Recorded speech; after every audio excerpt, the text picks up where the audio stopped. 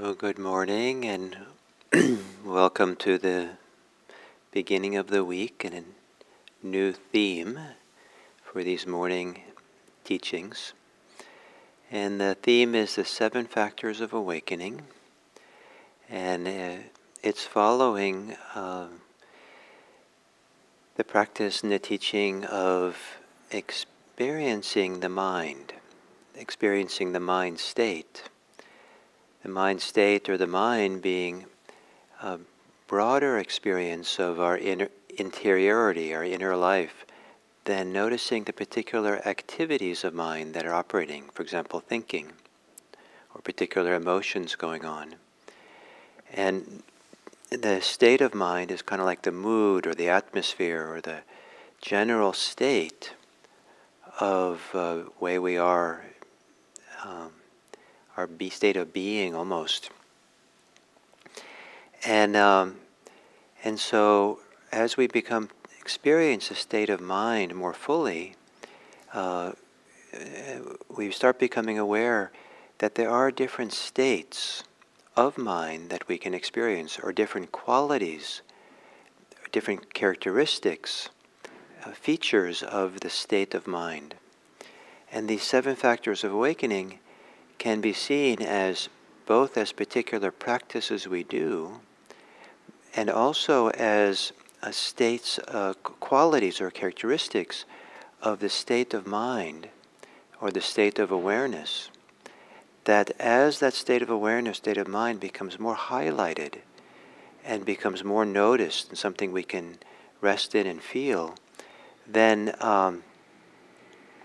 we can start noticing these qualities of awareness, these qualities of our state of mind, state of awareness.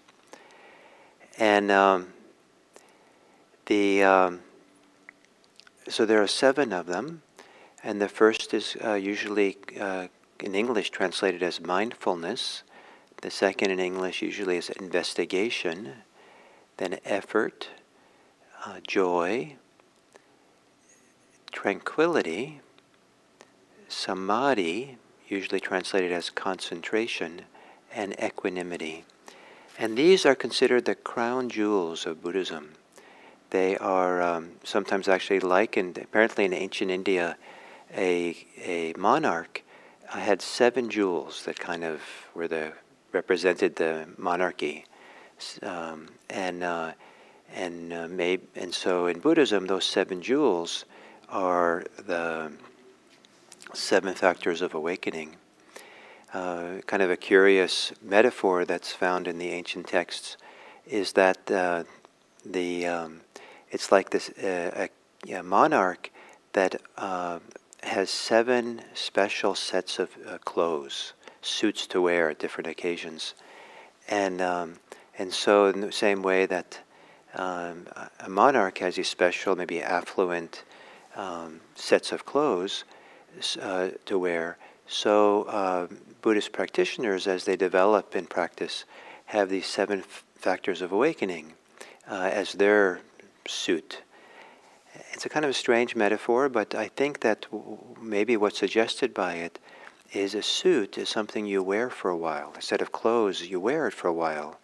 And so these different factors of awakening, at different times, different ones of them, represent the state of mind we are in. And we kind of wear that state for a while. So there can be a time when mindfulness involves a great sense of a clear awareness. And the clear sense of awareness stands out. And that's the primary characteristics of our state of mind.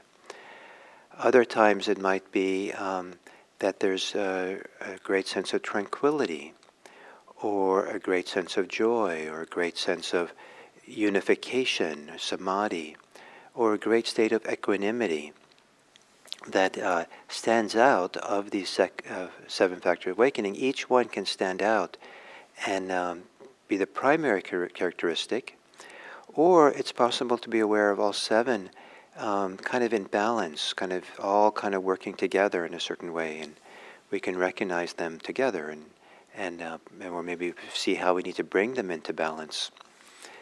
And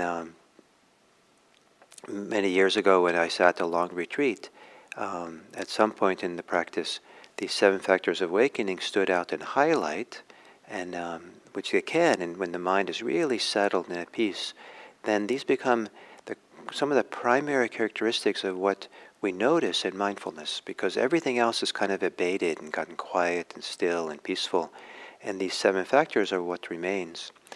And I found myself that I was kind of I was actually instructed to balance them, bring them into balance. And at some point the teacher said, I've noticed that when you talk about bringing these 7 factors of awakening into balance, you never talk about equanimity. It seems like you're always tinkering with them.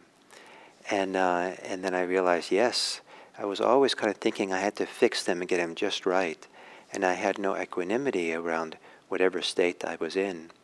And that helped me kind of to settle back and become more equanimous. So the first of these 7 factors of awakening is sati, is the ancient Pali word for it, S-A-T-I, and translated a number of different ways. And mindfulness is the most common in English. And but the way that mindfulness practices come to the West, there are many things that are called mindfulness. All of them may be appropriately so, but sometimes what mindfulness is referred to as a clear recognition of what's happening. So it's a cognitive act of recognizing, hearing, if you're hearing my voice right now, or recognizing there's pressure on your butt if you're sitting on a chair, or that the recognition, oh, my hand is cold, but my torso is warm. And so there's the clear recognition of things, and sometimes that's represented by using mental notes, where that recognition is a little bit more highlighted and focused with the mental noting. Sometimes what's called mindfulness is feeling, experiencing, sensing experiences. And some teachers really emphasize not this languages of feeling. Feel your breathing, sense your breathing, experience what's going on, and so it's more sensory. And so we're kind of resting in the sensory capacity of the body to be mindful, to be aware. And sometimes what's emphasized is the power of observation, and what's just simply observe what's happening, and but don't interfere with it. And all those 3, recognition, feeling, and observing, are emphasized by the Buddha as practices that we can do. But it's not necessarily what he calls sati or mindfulness. He has other words for those activities, but what those other activities are, they're part of mindfulness practice, because they're the practices that lead to sati, lead to a state of awareness. And what we're looking for as we practice these things, clearly recognizing what's happening, focusing on the breathing, feeling the experience more fully, observing the experience as it's happening, is what we're moving towards is a state of awareness. And sometimes it's been translated when it becomes a state. Bhikkhu Bodhi sometimes used the translation of lucid awareness. And there's a sense of lucidity, a clarity, an openness, a luminosity. So all these metaphors that people try to use to describe the state of mindfulness. And it's not easy to be there. It's not easy to rest in that state or be with it. And that's why in the process of anapanasati, a deepening practice, that with time we get a sense of this state of mind.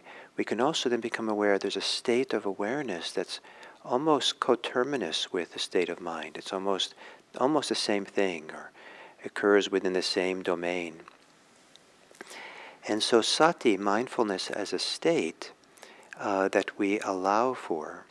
And so I think that the English word awareness is my preferred way of then translating sati. And we are aware. we say I am aware, and so to kind of paraphrase Descartes, I am aware, therefore I am, and the word I am almost applies kind of almost an identity, like this kind of defines me. So this I am aware kind of suggests this broad kind of way of being, or just existing in a certain way, existing in awareness. Not easy to rest in or be with, but it is possible. And one of the ways to get to that is to begin living at the speed of mindfulness. And this is particularly valuable to do while on a retreat, where nothing really has to be done. There's no hurry to do anything, hopefully, and where there's more time to take it easy and just kind of do things maybe at a slower pace than usual. And so to practice at the speed of mindfulness means to, or to say it differently, to practice at the speed of awareness. And what I mean by that is to do things, whatever you're going to do them at the speed that keeps you closely aware of being aware. That you're cognizant of yourself being aware as you do it.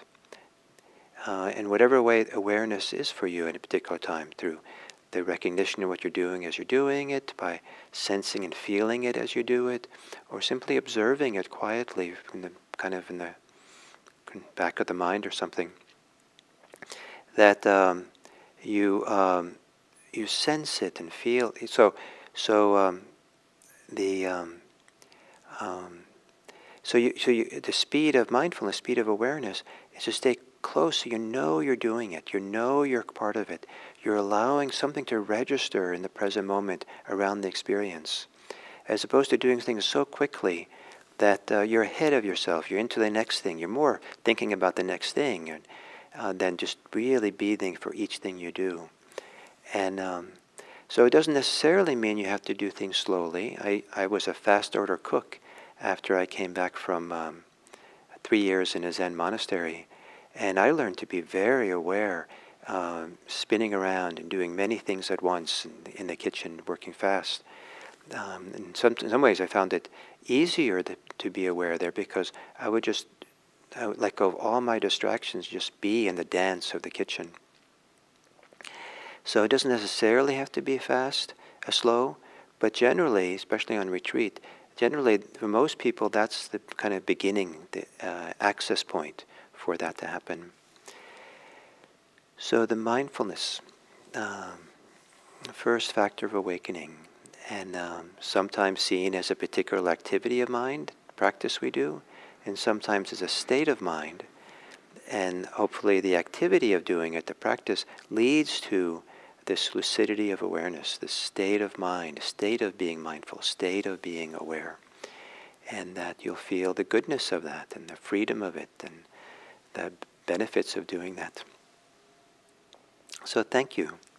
And we'll continue these morning talks with the factors of awakening tomorrow.